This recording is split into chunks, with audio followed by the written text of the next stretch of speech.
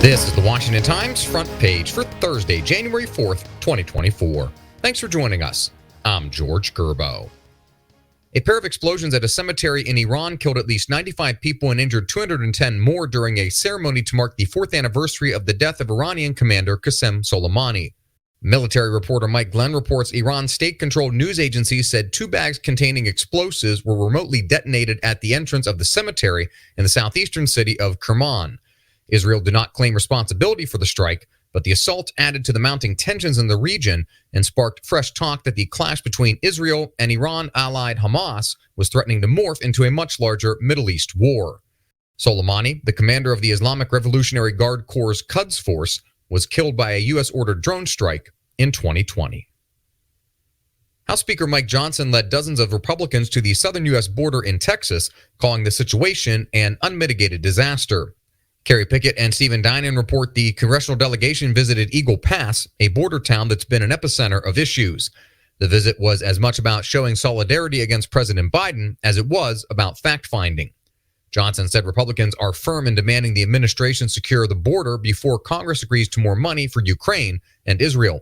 He said the House already put forth an effort in May when a border security and immigration bill cleared on a near party line vote. Former President Clinton and former President Trump are listed among more than 150 names made public in court documents related to convicted sex offender Jeffrey Epstein. Susan Ferricchio and Dave Boyer report the documents filed in federal district court in Manhattan were part of a now settled lawsuit filed by one of Epstein's victims, Virginia Giuffre. Clinton flew several times on Epstein's private plane, but isn't implicated in any crime. He's named dozens of times in the documents. Both former presidents' names and the identities of others listed in the lawsuit were previously redacted, but a federal judge last month ordered all the identities in the documents to be made public, except for 2 of Epstein's alleged victims. Claudine Gay may be out as president of Harvard, but the battle over diversity, equity, and inclusion on the Massachusetts campus is heating up. Valerie Richardson reports Harvard's legion of conservative critics are now focusing on the school's DEI culture. They're calling for an end to the focus on race and identity politics, which many see as threats to free speech and academic standards.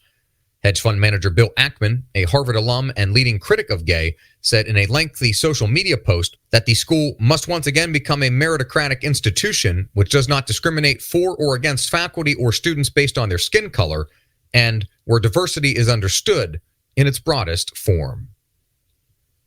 And finally, a former U.S. Navy commander says Iran-backed Houthi militants may be using Chinese missile technology to carry out attacks on commercial vessels in the Red Sea. National Security Team leader Guy Taylor recaps the talk by retired Admiral Harry Harris at a Washington Times Foundation-sponsored event. His remarks, and a wide-ranging discussion on global security threats in the year ahead, coincide with rising unease about Houthi attacks on commercial ships. Find all today's front page stories at WashingtonTimes.com/front page or on the Washington Times app, and find us wherever you get your podcasts. Just search Washington Times in your favorite podcast app. You can also find us on social media at Wash Times for breaking news, sports, commentary, and more. For the Washington Times, I'm George Gerbo.